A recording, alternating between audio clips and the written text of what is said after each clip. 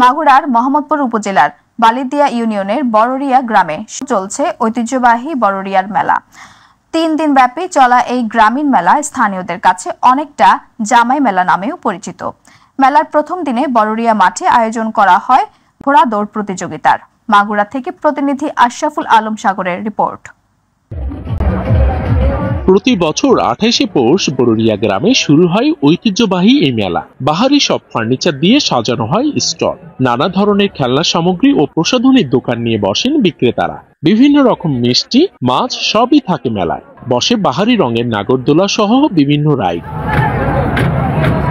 মেলা প্রাঙ্গণে শুধু মেলার সীমাবদ্ধতা থাকে না, মেলা ঘিরে জামাই ও আত্মীয় স্বজনকে আমন্ত্রণ করে আপ্যায়ন করার রেওয়াজও রয়েছে স্থানীয় বাসিন্দাদের মধ্যে।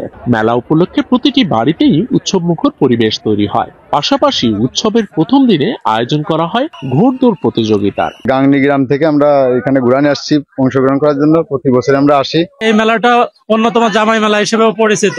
মেলায় আসছি মিষ্টি কেনার জন্য, ছেলে মেয়েদের নিয়ে।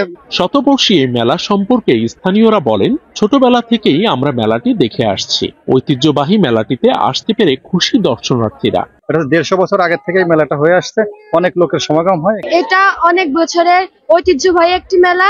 এটাই গ্রামীণ আবহমান কাল ধরে চলে আসতেছে। প্রতি বছরই আমার যত কাজই থাক আমি এখানে আসার চেষ্টা করি। মেলার আয়োজক কমিটি জানায়, 150 বছরের ঐতিহ্যবাহী এই মেলার জন্য কোনো ঘোষণার প্রয়োজন হয় না। দেশের বিভিন্ন প্রান্ত থেকে মানুষ এই মেলা দেখতে আসে।